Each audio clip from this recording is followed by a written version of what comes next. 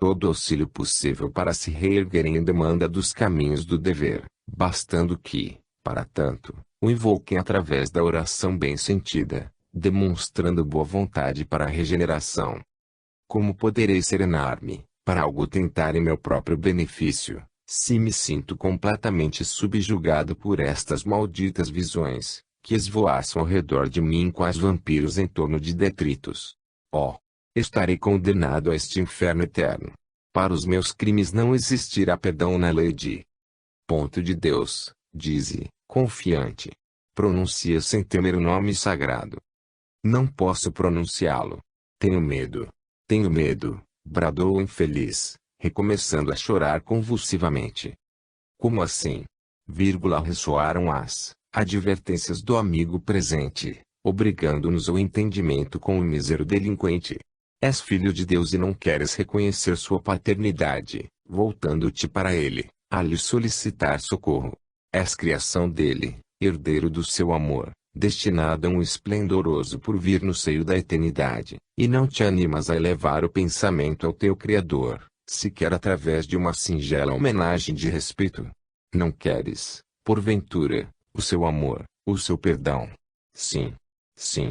Eleva teu coração numa súplica de proteção, para retornares ao dever, e Jesus, que é o mestre da humanidade, investido, por Deus, de plenos poderes para o auxílio à nossa redenção, saberá enviar-te os recursos que te afastarão desse tremedal de trevas em que te sufocas. O recalcitrante prostrou-se de joelhos, abatido por lágrimas cruciantes, que ecoavam em nossa sensibilidade mediúnica com o travo de um arrependimento inconsolável, angustiando-nos penosamente. Não posso, não ouso. Sou um réprobo, que não merece a graça do perdão.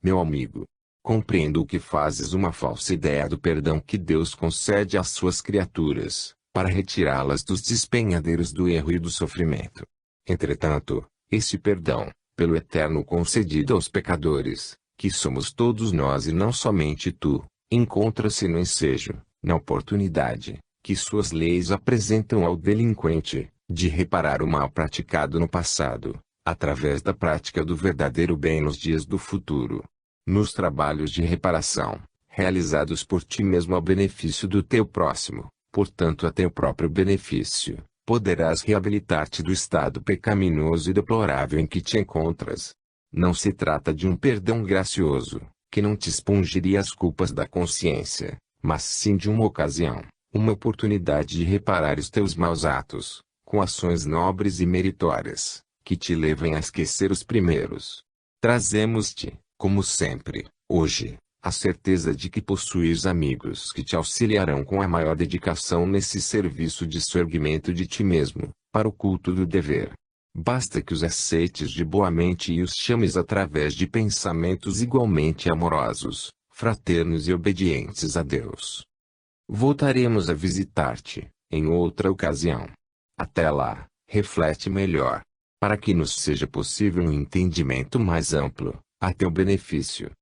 Retornando ao fardo carnal, sempre sob a assistência do dedicado amigo, que jamais deixaria seus médiuns entregues às aventuras perigosas do mundo invisível, durante um desprendimento letárgico, lembramo-nos ainda de que ele dizendo, completando a lição do momento, e ordenando-nos, como sempre, que tudo escrevêssemos, para ensinamento geral. Primeiro, que estados espirituais, mentais vibratórios, como os referidos nesta narrativa, geralmente são insolúveis no além, porquanto, ainda que a entidade culpada permanecesse no espaço durante séculos, necessitaria, de qualquer forma, e em qualquer tempo, de uma ou mais reencarnações sobre a Terra, uma vez que esse será o mais eficiente recurso concedido pelas leis eternas, a fim de tentar novas experiências para a corrigenda dos vícios, dos desvios mentais, das vibrações, dos sentimentos, dos hábitos, das ações, através das expiações e reparações necessárias, expiações e reparações que ao culpado acompanharão como resultado lógico dos feitos passados, como repercussão moral da desarmonia com a justiça e o dever. Segundo, que tais existências primarão pelas desventuras, visto que, divorciados do bem desde um passado remoto, tais entidades por si mesmas prepararam situações irremediáveis, como tantas observadas nas sociedades terrenas, onde a miséria, a dor e a desgraça desafiam toda a possibilidade de suavização. Terceiro, que, às vezes, almas muito culpadas poderão ingressar em níveis sociais algo elevados, desde que reencarnadas entre devedores de idênticos desatinos, ou entre corações generosos que se prontificam a auxiliá-las, pelo amor de Deus, renascendo então, como seria de esperar, enfermiças, nervosas, retardadas, auto-obsidiadas, etc., pois, psiquicamente enfermas, suas mentes estenderão até o novo envoltório carnal os prejuízos ocasionados pelo pretérito de erros e de remorsos, verdadeiros pesadelos seculares para o delinquente em trabalho de recuperação. Quarto, que assim se arrastarão até que suas condições gerais lhes granjeiem valores pessoais bastantes para as responsabilidades das realizações, quando, então, entrarão a construir no sentido do bem, refazendo o que destruíram e aviltaram, conluiados com o mal. Quinto, que tais dramas, comumente, terão por palco a própria terra, visto que, se em seus âmbitos sobrevier as quedas para o mal, igualmente aí se efetivará a ascensão para o melhor, por mais fácil a tarefa para o culpado e menos penosa a assistência a ele devida pelos seus tutelares, pois que as leis divinas aplicam, quanto possível, a sua misericórdia nesses lamentáveis casos. Sexto, e, por tudo isso, para que um serviço de saneamento moral, equilibrado e eficiente, se imponha nas sociedades terrenas, trazendo termo às desordens e anomalias nelas reinantes, a fim de que o planeta se eleve à categoria de mundo regenerador, conforme definiu a revelação espírita, é que os servos do Senhor, da espiritualidade, se multiplicam em dedicações para a propagação, na terra como no espaço, da moral evangélica e da ciência do mundo invisível, únicas vias capazes de levarem o sentimento e a razão da alma humana a uma remodelação geral de si mesma, cumprindo, portanto, aos adeptos encarnados da terceira revelação incentivarem os próprios labores no sentido de uma estreita cooperação com aqueles, sob a forma que a cada um for possível, nem que seja somente com o trabalho amoroso da prece, pois que será, esta, poderoso auxílio para o progresso das almas necessitadas de forças para a reabilitação. Já à frente do corpo carnal, estirado, semi-morto, sobre o leito, interrogamos ousadamente da nobre entidade protetora, o que, conforme anotamos, não é frequente o médium tentar.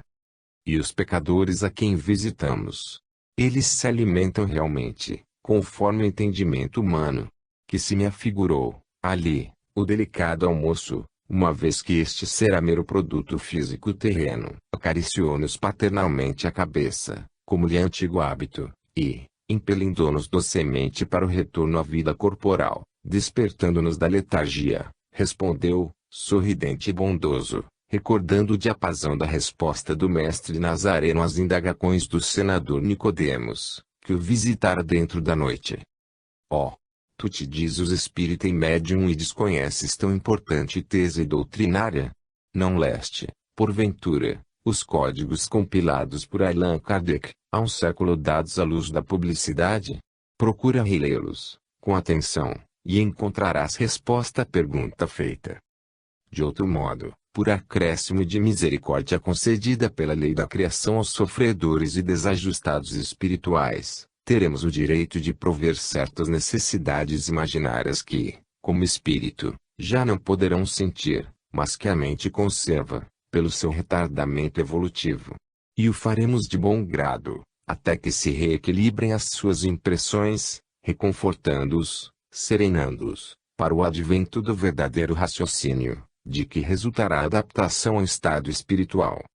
No dia seguinte, impressionada, iniciávamos novas consultas às citadas obras, à procura de uma base para o que se acabava de passar. E encontramos, com efeito, resposta à pergunta feita ao desvelado instrutor e, também, a tese para estas páginas. Capítulo V. Mistificadores, obsessores. O invólucro semimaterial do espírito tem formas determinadas e pode ser perceptível. Tem a forma que o espírito queira. É assim que este vos aparece algumas vezes, quer em sonho, quer no estado de vigília, e que pode tomar forma visível, mesmo palpável. Allan Kardec, O Livro dos Espíritos. Pergunta número 95. Tão variada é a classe das entidades mistificadoras desencarnadas, que chega a haver confusão com a das entidades obsessoras, tornando-se difícil, em determinados casos, separar uma da outra. Procuraremos tratar aqui de uma modalidade de mistificadores que poderá também ser considerada a especialidade de obsessores, visto que participa de uns e de outros. Mistificar é, na palavra dos dicionários, o ato de enganar, iludir, lograr, abusar da credulidade de alguém, engodar, valendo-se de ardis e subterfúgios, malícia e mesmo maldade. Existem os mistificadores inofensivos, brincalhões apenas, que levam o tempo alegremente, se bem que também levianamente, cujas ociosidades e futilidades só a si mesmos prejudicam, e que todos consideram irresponsáveis quais crianças travessas, e a quem ninguém levará a sério. Na terra como no espaço, eles proliferam, sem realmente prejudicar senão a si próprios. Existem os hipócritas, perigosos, portanto, que sabem enganar porque se rodeiam de falsa seriedade, a qual mantêm, apoiados em certa firmeza de lógica, e a quem somente observadores muito prudentes saberão descobrir. Na terra como no espaço, proliferam também esses, quer encarnados, como homens, quer como espíritos já desencarnados, causando no seio das duas sociedades sérios desequilíbrios e danos vultosos, não raro desorganizando a vida e os feitos dos incautos que se deixam embair pelas suas atitudes dúbias. Dentro do espiritismo, costumam estes, os desencarnados, causar sérios prejuízos aos médiuns orgulhosos e insubmissos à disciplina em geral, que a boa prática da doutrina recomenda, e também entre diretores de organizações espíritas pouco competentes, moral e intelectualmente, para o importante mister. Suas atitudes mistificadoras, porém, serão facilmente observadas e desmascaradas por um adepto prudente, bom conhecedor do terreno prático da doutrina, como da sua filosofia, e, acima de tudo, por alguém que, portador de qualidades morais elevadas, se haja tornado bem inspirado e assistido pelos planos superiores do invisível, pois de tudo isso mesmo nos adverte o estudo da doutrina espírita. Muito conhecidas são ambas as classes de mistificadores para que nos ocupemos a repetir o que todo aprendiz do espiritismo conhece.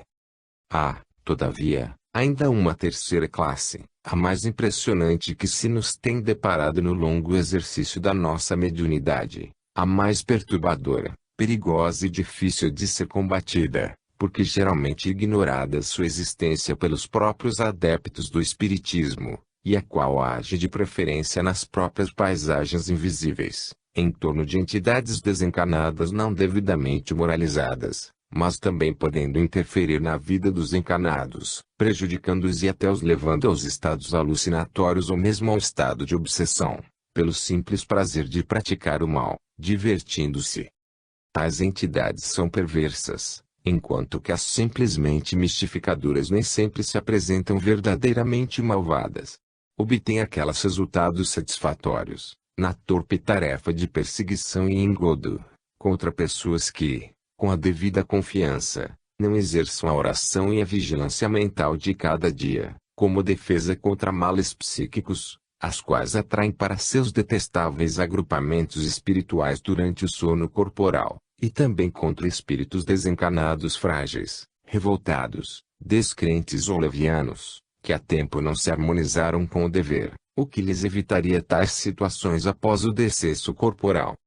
Geralmente, esses a quem é que denominamos mistificadores obsessores não foram inimigos das suas vítimas através das existências, nem mesmo as conheceram anteriormente, as mais das vezes. Se exercem a perseguição e o assédio, alcançando funestos êxitos, será porque encontram campo aberto para suas operações nos sentimentos bastardos das mesmas, afinidades morais e mentais de má categoria, naqueles a quem se agarram, tornando-se, então, para estes, tais acontecimentos, o prêmio castigo da sua incúria na prática de ações reformadoras, ou da má vontade em se voltarem para os aspectos superiores da vida. A encarnados e desencarnados que lhes ofereçam, pois, afinidades, essas desagradáveis criaturas invisíveis frequentemente desgraçam, impelindo-as a desastrosas ações, até mesmo nos setores da decência dos costumes, cujas consequências,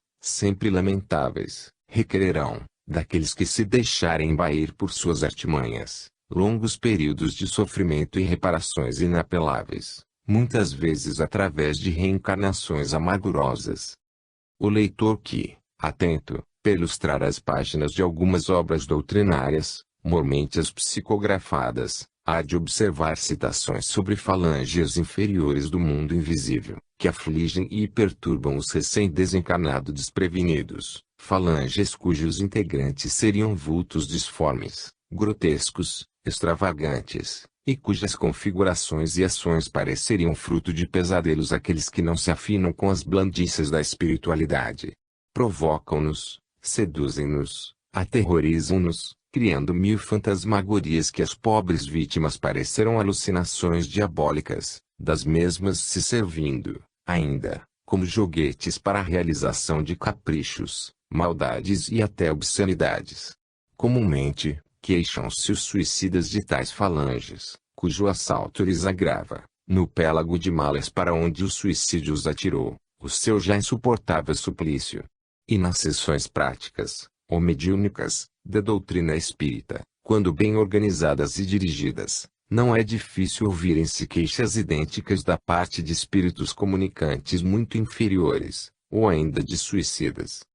Que aspecto mostrariam essas entidades, porém, para serem consideradas tão feias e repulsivas, por todos quantos a elas se referem, revelando-as aos homens? Que espécie de deformidades, para torturarem até a loucura um recém-desencarnado ou a um homem, a este, porém, perseguindo de preferência no estado de sono, até ao extremo de uma obsessão. Confessamos que tais cogitações jamais nos preocuparam e, por isso, nossa atenção não se voltaria para o assunto se nossos próprios guias espirituais para ele não nos despertassem interesse, embora já tivéssemos notícias da sua existência no mundo invisível. Ora, foi uma dessas falanges estranhas, surpreendentes, extravagantes, que nosso instrutor espiritual Charles nos levou a conhecer e examinar durante certo desprendimento sob ação letárgica, em memorável lição, que aqui tentaremos descrever por sua ordem e sob suas intuições vigorosas, em a noite de 18 de março de 1958. Uma de nossas parentas, menina de 10 anos de idade, justamente a caçula dentre 6 irmãos, acusava anormalidades nos modos comuns a uma criança, anormalidades que uma razão esclarecida em assuntos espíritas compreenderia provirem de influenciações da parte de seres desencarnados inferiores. Caracterizavam-se os seus modos por trejeitos cômicos, carantonhas horríveis, palavreado piegas ou atrevido, desagradável, tolo, que a todos da família irritava e os estranhos escandalizava, e tornando necessária toda a paciência e boa vontade, que a doutrina espírita recomenda, para que se pudesse suportar tal estado de coisas, pois, além do mais, a dita criança se rebelava contra qualquer disciplina, desobedecendo a tudo, renitente, odiosa, dando mesmo impressão de se encontrar desequilibrada das faculdades mentais. Tentaram-se castigos variados, sem serem esquecidas as clássicas sovas de chinelos. Tais, porém, os escândalos por ela provocados nessas ocasiões, tais cenas se desenrolavam, então, dentro do lar, com repercussões desagradáveis até pela vizinhança, que substituída foi a prática dos castigos pela de conselhos, amabilidades, persuasão, etc. A criança, no entanto, resistia irritantemente a todas as afabilidades, como resistir aos castigos, rejeitava a prece e os passes que lhe desejavam aplicar, continuando com as mesmas atitudes impertinentes. Fora das crises, no entanto, mostrava-se perfeitamente normal, conversava com inteligência e demonstrava até precocidade, e era aplicada nos estudos. com boas notas no curso primário que então concluía. Consultou-se, por isso mesmo, o espaço, como seria natural em família espírita, e o espírito Charles, desvelado amigo e instrutor espiritual da família, após prescrever medicamentação para o sistema nervoso da paciente, afirmou sem rebuço.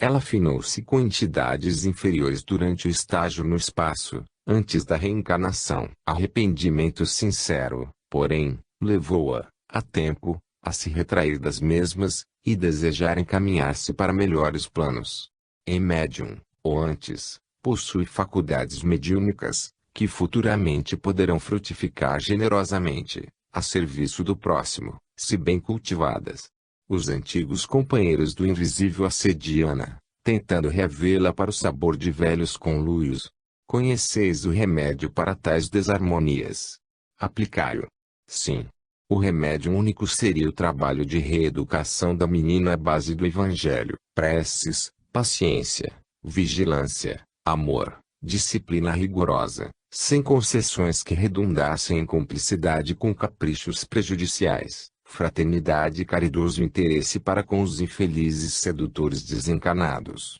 Na noite de 18 de março de 1958, no entanto, encontrando-nos, durante uma temporada, na residência daqueles nossos familiares, eis que a figuração espiritual de Charles, envolvida na sua luminosa e bela roupagem de iniciado hindu, apresentou-se à nossa visão e, adormecendo-nos em sono magnético, como habitualmente, arrebatou nosso espírito, deixando o corpo carnal imerso em letargia. Passado o primeiro atordoamento, fenômeno invariável nesse gênero de desprendimento, nós nos reconhecemos no recinto da própria residência da paciente, sem alçar ao espaço, acompanhada pelo nobre amigo, mas rodeada de seres disformes, extravagantes, feios, grotescos, repulsivos. E Charles apresentava-os.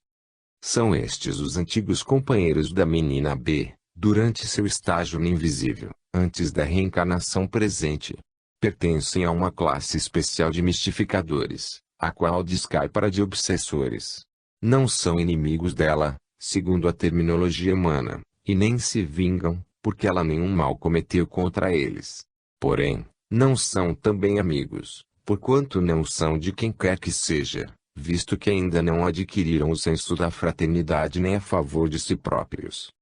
Simplesmente, seduziram-na, quando no espaço. E ela, inconsequente, leviana, prazenteira, sedenta de novas sensações e, por que não dizê-lo, inferior, carente de ideais generosos que a impelissem para o alto, mas também sem maldade, deixou-se embaer pelas suas mistificações engodos e afinou-se com eles, no simples intuito de se divertir, supondo-os inofensivos, tal como o homem folgazão que se mistura a um bando de carnavalescos a fim de se distrair das preocupações fatigantes, sem medir quaisquer consequências. Com o tempo, no entanto, verificou o erro que cometera e retraiu-se, procurando, na prece, o auxílio, que lhe não faltou. E exilou-se entre vós, reencarnada, como se o fizera no seio de um reformatório onde se reeducasse, impulsionando-se para progressos novos. Observa-os. Eles não vêm a mim,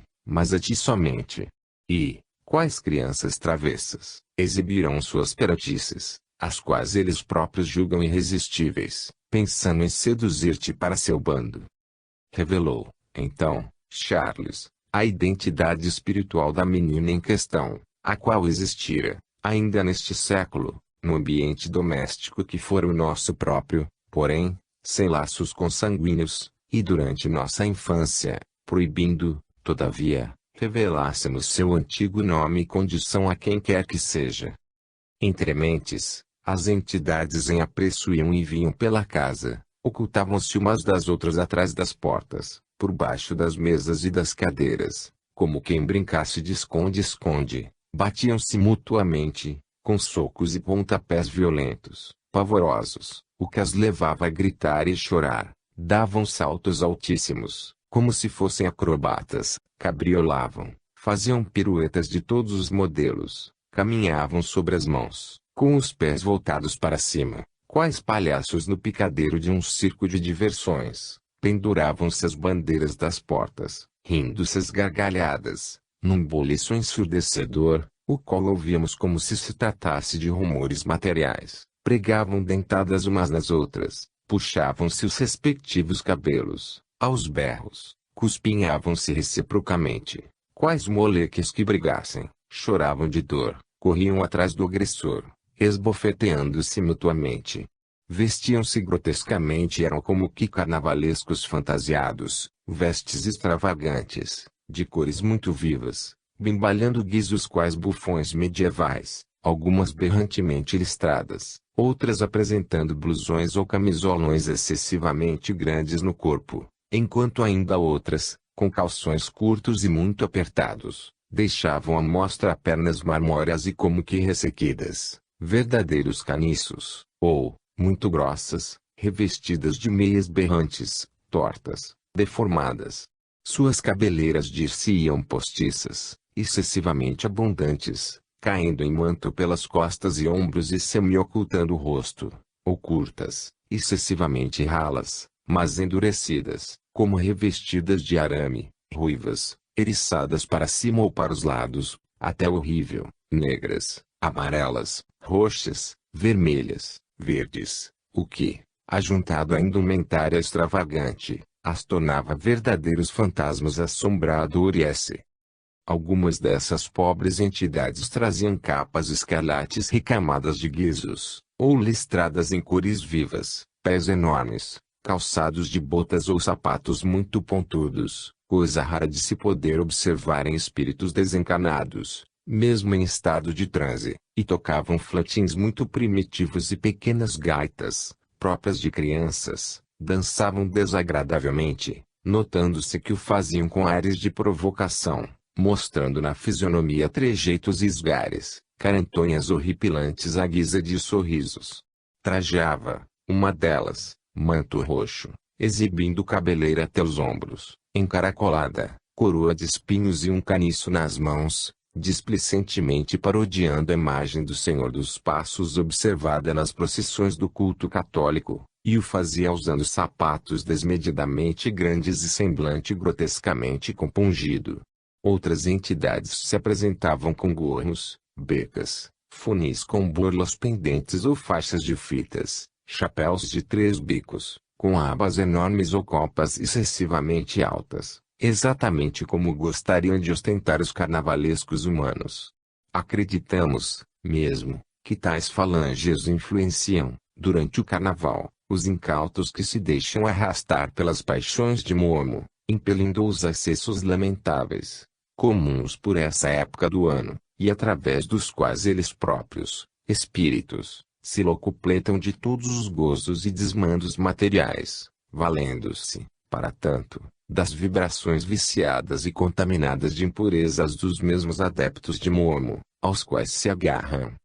Algumas dessas feias criaturas espirituais traziam uma feição ainda mais singular, completamente impossível ao cérebro humano engendrar, a qual seria, antes de tudo, grotesca e cômica, não fora a dramaticidade que, em essência, conserva, com a possibilidade de levar à loucura alucinatória não apenas os espíritos recém-desencarnados que caem em suas garras, no além-túmulo, mas também pessoas encarnadas, que por elas se deixem influenciar, até a possibilidade de enxergá-las com frequência e plenamente se afinarem, por isso mesmo, com suas vibrações. Mostrava-se uma delas excessivamente alta, roliça, qual tronco de árvore. De certa altura saíam os braços, que mais pareciam longas tiras de cipó, e que se moviam em reviravoltas, como os tentáculos de um polvo, distribuindo chicotadas em torno de si. Do corpo assim roliço desciam, então,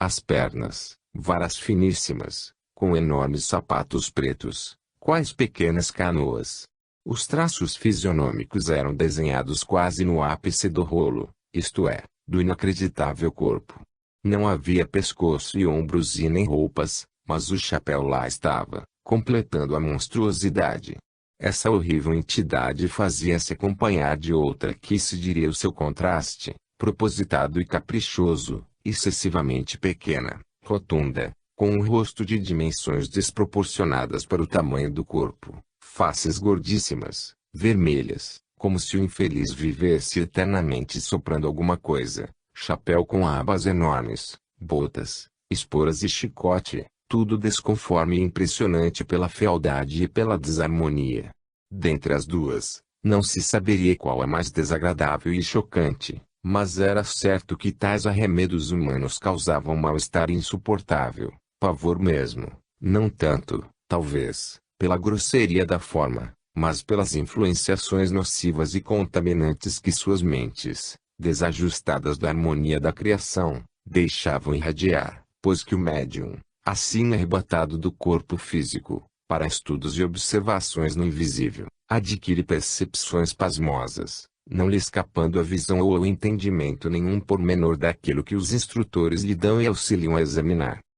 Outra entidade, do novo grupo que acabamos de descrever, medindo cerca de 1,5 m de altura, usando sapatos grotescos, muito grandes, calçados em pés trocados, e um paletó demasiadamente amplo para o volume do corpo e de estatura, mostrava a particularidade de bigodes tão extensos que se arrastavam pelo chão, até uma distância aproximada de 3 ou 4 metros. Ela os exibia provocantemente, qual palhaço, soprando de quando em vez, e aquela ridícula metragem de bigodes, então, se levantava no ar, ondulante, para se enrolar depois, tomando a posição natural dos bigodes humanos. Não nos foi possível conter o riso diante desse infeliz mistificador, que se nos afigurou mais leviano e cômico do que mau. Porém, incontinente, Charles nos repreendeu, com vivacidade, e, segurando nossa mão com força, disse num murmúrio: rir-se, aplaudir, louvar seus atos, e, portanto, afinar-se com eles. Haverá troca de vibrações. E de qualquer forma se estabelecerá o malefício. Será necessário ao médium, como ao espírito, diante deles, o domínio de toda e qualquer impressão ou emoção, um equilíbrio isolante, que traduz a superioridade moral. Alguns outros pareciam aleijados, pois se mostravam com pernas e braços tortos, bocas retorcidas, centímetros esgares e carantonhas chocantes, olhar estrábico, enquanto suas vestes seriam antes andrajos, e não fantasias. Gemiam e choravam, bradando pelo socorro de alguém que os ajudasse a se recompor, pois não conseguiam reequilibrar-se no estado que lhes era natural antes das farsas mistificadoras, que criavam no intuito de atormentar o próximo. Pareciam sofrer superlativamente, aterrorizados, deprimidos, decepcionados. E Charles tornou explícito esse o final de tantas leviandades e inconsequências por eles praticadas. Como ninguém mais ignora, o perispírito é um corpo semimaterial, sutil, impressionável, sensível, registrando em suas potencialidades vertiginosas até as ondulações dos mais suaves pensamentos. Agindo sobre esse envoltório tão delicado quão sublime, a mente e a vontade individuais farão dele o que desejarem, visto que a mente, ou o pensamento, a vontade, a energia psíquica, a essência do ser, cria, produz, edifica, realiza, conserva, aplica, modifica, servindo-se das poderosas forças que lhe são naturais. Dedicadas ao exercício contínuo de tantas ações desarmoniosas, afeitas a tantas inconveniências e inconsequências, comumente durante longas décadas, essas entidades terminam por viciar não apenas a própria mente, como ainda as próprias essências, ou matérias sutis e maleáveis do perispírito, o qual se deforma ante os choques, por assim dizer magnéticos, das vibrações emitidas para o lamentável feito, se afiam ante o domínio mental de tantas carantonhas e desfiguração da forma ideal perispirítica imaginada pela criação. Mal intencionadas e avessas ao bem, tanto se fazem de feias e desagradáveis, deformando voluntariamente o perispírito, no seu intuito de infelicitarem o próximo, mistificando-o até a obsessão, através do pavor e da alucinação que infundem, que, depois, quando percebem a conveniência de se deterem, porque prejudicam a si próprias, já não conseguem forças para se refazerem e voltarem ao natural. Não é em vão que se abusa das leis gerais da criação, na terra como no espaço, e, por isso mesmo, Esses infelizes assim permanecerão, sob sua inteira responsabilidade e por livre e espontânea vontade, contundidos pela mente, feridos pelos choques desarmoniosos das próprias vibrações dirigidas a atos contrários ao alvo estabelecido pela divindade suprema. E, tais como se encontram, serão encaminhados para a reencarnação, como infratores da ordem pública seriam para um presídio, único recurso da atualidade, a reencarnação, para, lentamente, reequilibrá-los na harmonia geral, visto que as formas pesadas da matéria carnal serão como que formas ortopédicas necessárias à minoração de tais enfermidades vibratórias, de origem moral consciencial. Mas, como facilmente se compreenderá, os pobres folgazaus, inconsequentes e malvados, renascerão doentes fisicamente, já que doentes graves são como espíritos, arrastando o corpo intermediário, o perispírito, brutalizado como vês. Serão, portanto, enfermiços, raquíticos, retardados, vítimas de males incompreensíveis, que a medicina terrena diagnosticará como de origens sifilíticas. Serão feios, tristes, doloridos, tardos de movimento e ação, porque tardos de vibrações, sofredores e até dementes, tolos, medíocres, causando, muitas vezes, repugnância e compaixão a quem os conhecer. A sentença cristã a cada um segundo as próprias obras, e artigo mais elástico do que os homens têm imaginado. Esses infelizes que aí vês, ferindo, atraiçoando, mentindo, perseguindo seus irmãos de humanidade, na terra como no invisível, a si próprios feriram, atraiçoaram, mentiram, perseguiram. E assim sendo, as más ações, engendradas por suas mentes desorganizadas, reduziram-nos a sofredores em luta com provações melindrosas, a convalescentes psíquico-consciencial que demandarão períodos seculares, até que atinjam o necessário equilíbrio, isto é, a regeneração e a reparação completa do mal praticado. Do que fica exposto, depreenderás as responsabilidades que pesam sobre os ombros dos espiritistas, médiuns ou não. Através deles, será necessário que os ensinamentos e revelações que a espiritualidade concede sejam conscienciosamente propagados entre os homens, a estes auxiliando na reeducação de si mesmos, a fim de não mais se deixarem enredar nas teias obsessoras de criaturas de tal espécie, que agem de preferência através do sono corporal de cada noite, pois as vossas sociedades estão repletas de casos lamentáveis, originados do conluio das paixões de uns e de outros. Assim como repletas estão de reencarnações expiatórias desses mistificadores terríveis, que acabas de surpreender em ação, e que leigos e espíritas meditem, a tempo, sobre o perigo dos desequilíbrios no mundo mental de cada um. Que bem poderão fornecer acesso a uma evasão análoga do invisível. Resta-nos acrescentar que a criança que deu motivo à presente lição se corrigiu das anormalidades apresentadas, e o que Amiás contribuiu para tão feliz desfecho foi o serviço de conselhos e preces a favor das entidades influenciadoras, durante as fraternas e tão belas reuniões do culto do Evangelho no lar, que os espíritas há algum tempo tão amorosamente praticam, recordando os tempos apostólicos. Capítulo V. Romances mediúnicos. A primeira condição para se granjear a benevolência dos bons espíritos é a humildade, o devotamento, a abnegação, o mais absoluto desinteresse moral e material. A mediunidade é coisa santa, que deve ser praticada sensatamente, religiosamente. Allan Kardec, O Evangelho segundo o Espiritismo, capítulo 26, 8 e 10. Frequentemente, amigos nossos, igualmente afeitos às lides espíritas, solicitando-os esclarecimentos sobre o modo pelo qual são ditados, do além, os romances sempre tão atraentes, da já vasta bibliografia espírita.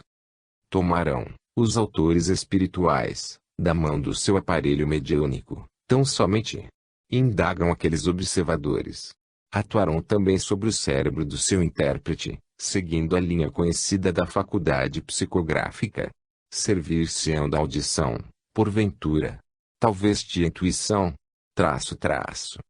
De princípio, afirmaremos que dependerá, racionalmente, da classificação do médium, tal como nos explicam as obras básicas da doutrina, podendo, portanto, um romance provir do além através de qualquer daquelas vias mediúnicas e também pela inspiração, e até pela incorporação, para que alguém escreva enquanto o aparelho receptor, ou o médium, dita, sob impulso do ser comunicante. Não obstante, acrescentaremos que, além da psicografia mecânica, da semiomecânica, da intuição e da audição, etc., poderão verificar-se, num ditado mediúnico, para romance, pelo menos, outros meios igualmente concludentes e detalhados, que o próprio médium fortalecem na fé e nas corajosas disposições que lhe serão indispensáveis ao melindroso mister, ao passo que um mundo novo, um novo horizonte e uma sociedade rica de belezas e harmonias se desvendam para seu espírito, encantando-o, até o indefinível, com uma felicidade diferente de tudo o que na terra se conhece por esse nome, inconcebível, portanto, aos entendimentos que não a tenham penetrado. Tratando-se de um ensaio complexo, preferiremos sobre o assunto afirmar somente aquilo que particularmente nos disser respeito, visto ignorarmos particularidades de recepção mediúnica de outros instrumentos. Assim sendo, começaremos declarando que, receber obras mediúnicas, quer se trate de romances ou não, se para alguns médiuns constitui missão, como presenciamos suceder a Francisco Cândido Xavier, para outros constituirá provação e resgate de algo mal interpretado ou realizado no passado reencarnatório. Nesta última categoria nos colocamos a nós mesma, pois não ignoramos sejam resgate as terríveis peripécias que temos sustentado e vencido até agora, para conseguir apresentar, à bibliografia espírita, a pequena contribuição que nos tem cabido. De outro modo, verifica-se tratar-se de um dom especial, pois o médium psicógrafo, simplesmente, não se prestará ao feito literário mediúnico se não trouxer nos meandros psíquicos, além dessa, também a qualidade de literário, como tão bem definiu Allan Kardec. O médium literário do momento, portanto, teria sido escritor em vidas pregressas ou, pelo menos, um intelectual inclinado às letras e ao belo, razão pela qual, na atualidade, possuirá aptidão para obter do espaço obras superiores aos seus próprios conhecimentos do presente. No entanto, quer se trate de missão ou provação, o que é certo para todos os médiuns é a tremenda responsabilidade que assumem no dia em que colocarem o seu nome e a sua personalidade no seio de um movimento dessa natureza. Não desejaremos abordar a iniciação, por assim dizer, necessária a um médium, a fim de servir de instrumentação fácil sob direção dos amigos espirituais que dele desejarem utilizar-se, para labores mediúnicos em geral. Como também apontou o grande educador espiritual Emmanuel, há, nos remos do espírito, leis e princípios, novas revelações e novos mundos a conquistar. Isso, entretanto, exige, antes de tudo, paciência e trabalho, responsabilidade e entendimento, atenção e suor. O que implicará renovação, severos trabalhos de reforma interior, de parte do candidato a intérprete dos espíritos. Certamente, não ignoramos que a faculdade mediúnica, em si mesma, independe de qualidades morais excelentes, ou de virtudes, visto que Allan Kardec, assim como os espíritos elevados que lhe revelaram a doutrina espírita, explicaram que até mesmo um médium analfabeto pode escrever belas páginas de literatura. Todavia, o mesmo Kardec classificou de muito raros, quase excepcionais mesmo, tais médiuns, e nós outros, os espíritas em geral, com a longa experiência adquirida no aprendizado diário, também temos constatado que, se é fato que a faculdade mediúnica, em si mesma, independe de qualidades morais excelentes, os feitos edificantes que pode ela produzir assim, mente advém, no entanto, após renovação geral de seu portador, ou, pelo menos, após a demonstração, de parte deste, de boa vontade em se harmonizar com a espiritualidade superior, mediante a observância de severos deveres e disciplinas. Por outro lado, não conhecemos nenhum médium verdadeiramente analfabeto que apresentasse obra literária escrita, embora tenhamos conhecimento de alguns poucos exemplos desses, havidos na história da mediunidade. Parece-nos, mesmo, que tal fenômeno será cada vez mais raro, tendendo a desaparecer. Temos compreendido que, dadas as dificuldades a vencer para o ditado mediúnico da literatura, os instrutores espirituais preferirão que os seus instrumentos se apliquem a boas leituras e estudos em geral, a observações e meditações profundas, o que não deixaria de estabelecer um preparo prévio, uma iniciação, a fim de adquirirem e arquivarem cabedais capazes de tornar sua mente maleável e obediente ao escritor espiritual. Isso, porém, não é tudo, pois, como ficou dito, sem um ressurgimento de valores pessoais no íntimo do próprio médium, nada se conseguirá de apreciável, por não se haver ele ajustado às faixas vibratórias aptas ao feito.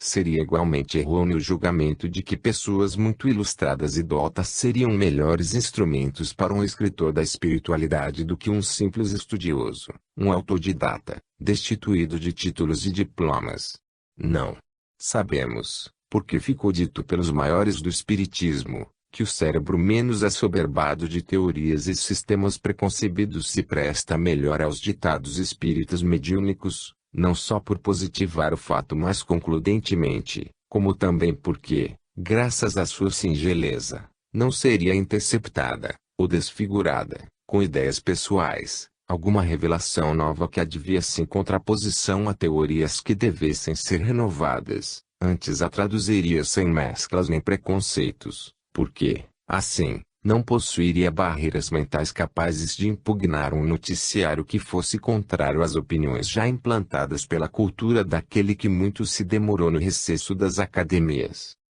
Desde o aparecimento da codificação, queixam-se as entidades espirituais elevadas da deficiência do vocabulário humano para expressar a vertiginosidade da palavra dos espíritos, das dificuldades, das barreiras contra que lutam nossos guias para descreverem as grandezas do mundo invisível. Quem é médium transmissor de revelações e ditados instrutivos de qualquer natureza, especialmente romances desenvolvidos no além, sabe das torturas psíquicas indefiníveis a que se vê submetido quando seu instrutor se dispõe a transmitir algo que viveu existir nas regiões felizes do invisível, as quais desconhece porque, quando desencarnado, ele, o médium, não as puder atingir, e também sabe que isso que denominamos tortura, a falta de outro qualificativo mais exato, não atinge somente a si próprio, mas também ao instrutor comunicante, que se entregará a disciplinas muito penosas a fim de se conseguir fazer compreender, disciplinas a que só se anima pelo muito amor à causa das verdades eternas e pelo cumprimento de um sagrado dever.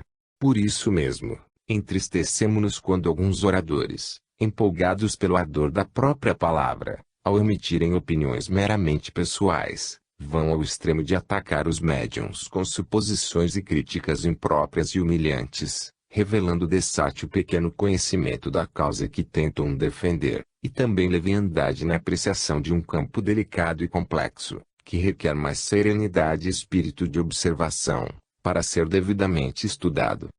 É certo que o estudo da mediunidade deverá ser acompanhado de cautelosas pesquisas para que se possam remover as numerosas dificuldades de que comumente se rodeia, como deslindar as múltiplas causas que a poderão desfigurar, levando a mesma ao ridículo e à nulidade. Tratando-se de uma faculdade por assim dizer celeste, destinada a realizações imprevisíveis, conviria aos seus detratores pôs-os mesmo dentro da grei espírita, antes investigá-la com espírito de proteção e fraternidade do que depreciá-la com observações desanimadoras e antidoutrinárias. Ora, as modalidades de meios de comunicação com o invisível têm preocupado ultimamente certos pensadores, que leram os códigos do espiritismo mais como passatempo do que mesmo com o sincero desejo de realmente aprender. Algumas dessas modalidades, consideradas novidades, criticadas por uns, incompreendidas por outros, negadas por muitos,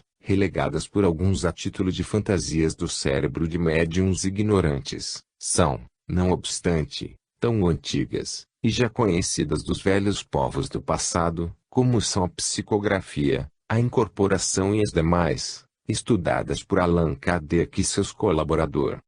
Ninguém há que ignore a singular faculdade mediúnica de João, o evangelista, dentre outras que possuiria o chamado discípulo amado, cujo espírito era arrebatado do corpo material durante o transe lúcido de desdobramento, era alçado ao espaço e, uma vez ali, via Jesus, a quem chamava Senhor, e com ele conversava, recebendo preciosas instruções. O que, porém, Jesus dizia aos seus discípulos seria não somente ouvido, mas também visto por João, pois a palavra do Mestre tomava forma, transformava-se em fatos e ocorrências diante do apóstolo, depois do que o próprio Senhor Jesus o mandava escrever em livro tudo quanto presenciara. Daí surgiu o célebre livro Apocalipse, o último dos belos volumes de que se compõe o Novo Testamento de Jesus Cristo, obra essencialmente mediúnica não muito clara à compreensão vulgar, em virtude de sua feição esotérica e das dificuldades com que o Divino Mestre,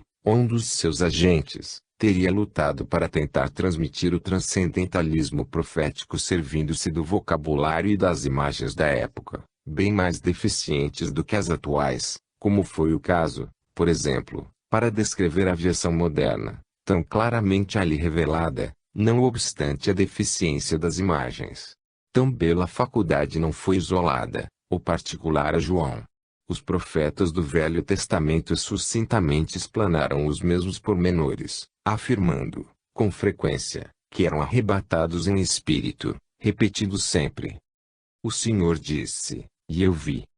Ao passo que os médiuns atuais não cessam de afirmar que viam quadros fluídicos através de descrições dos seus instrutores desencarnados, ao receberem obras, mensagens vistas e não apenas escritas, avisos de futuras ocorrências narradas em cenas vivas, principalmente de morte próxima de algum ser amado, e romances e revelações novas. E não somente com os médiuns declaradamente espíritas tais fenômenos se verificam. A vida de cada criatura está repleta desses fenômenos, embora a maioria não ligue ao fato a devida importância. Igualmente, a vida de muitos artistas célebres médiuns, quase todos, sem o saber, alguns demonstrando mesmo faculdades positivas, enumera fatos idênticos, visões, transportes em corpo astral, ou arrebatamento do espírito, de que trata João. Contam que Vincenzo Bellini, o grande compositor italiano, durante um sono que tudo indica tenha sido um transe letárgico, ou um estado de sonambulismo, sonhou que assistia a uma festa no céu. De lá mesmo, onde pairava o seu espírito temporariamente afastado do corpo, isto é, do local feliz do invisível onde se encontrava, certamente algum ponto de reunião de espíritos artistas, aciona o corpo, que dorme, e escreve a área vitoriosa da sua ópera Norma, pois que anterior fora vaiada durante a récita de estreia. Na empolgante obra No Invisível, Leon Denis cita o caso do pintor alemão Alberto Dürer, o qual, preocupado por não se sentir inspirado para a criação de um quadro que reproduzisse os 4 evangelistas, debruça-se à janela da sua água furtada, na cidade de Nuremberg, Alemanha, e faz sua invocação aos poderes espirituais. Pouco a pouco, desenham-se no espaço, à sua vista, materializadas, as 4 figuras que ele desejava pintar. A riqueza dos tons luminosos que envolvem essa obra-prima dos céus clareia a parte da cidade alcançada pelo artista da janela da sua humilde habitação, e este, deslumbrado, plenamente harmonizado com as vibrações das esferas artísticas da pátria espiritual, pode observar os pormenores do modelo insólito concedido por seus amigos do mundo invisível. Daí a reproduzi-lo mais tarde, obedecendo ao capricho dos claros e das sombras, da harmonia das cores e da pureza das linhas seria fácil,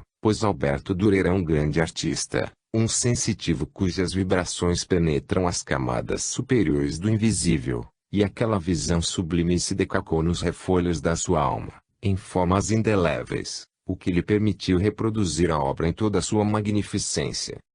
Não raro, o mesmo estranho fenômeno se verifica com os médiuns espíritas em relação às obras românticas que lhes concedem os mentores espirituais. Quadros belíssimos, sequências admiráveis de cenas coloridas, detalhes singulares, etc., tudo sublimado por um jogo de luzes indescritível, são fornecidos àqueles no momento em que recebem a obra, ou antes da sua recepção, quando do transe letárgico provocado por seus instrutores durante o preparo da mesma e adaptação do médium para o feito. Dá-se o mesmo fato de que, algumas vezes, uma só obra terá dois autores, uma que a conta, ou narra em cenas, no espaço, e outro que a escreve mais tarde, através da psicografia. Neste caso, ao transcrevê-la sob a assistência do seu amigo invisível, o médium já conhece a história, porque a viu narrada no além, o que muito facilita a recepção escrita,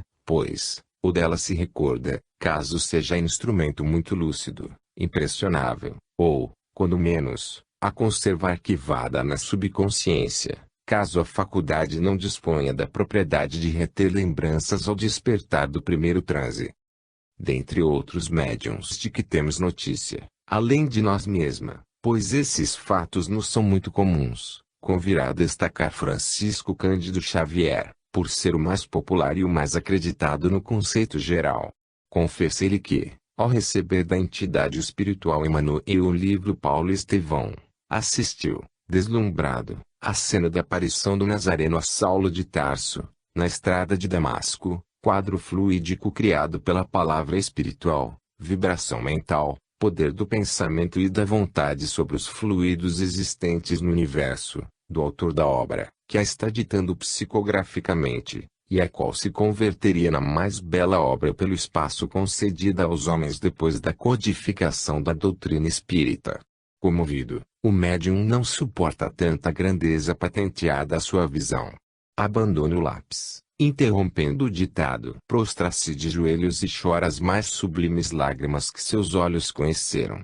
Aliás, é comum o médium se emocionar ante as belezas que a sua visão se rasgam em cenas indescritíveis, quando, muito concentrado no trabalho, favorecido por ambiente feliz e afastamento completo das coisas deste mundo, ele se dá ao labor do ditado mediúnico. Muitas vezes, nós mesmos temos interrompido nossos trabalhos, ante o encantamento da sutil beleza espiritual com que nossos guias nos mimoseiam, a fim de nos entregarmos ao pranto feliz e comovido que o mundo ainda desconhece. Parece que o médium, em tais ocasiões, tem as suas sensibilidades gerais elevadas ao máximo, pois se não vibrar uníssono com o autor da obra não conseguirá realizar o feito. Daí o porquê de um instrumento mediúnico obter obras de poucos autores, pois o trabalho é sempre melindroso e difícil, exigindo o máximo de qualidades harmoniosas de um e de outro, tais como amor à causa, vontade,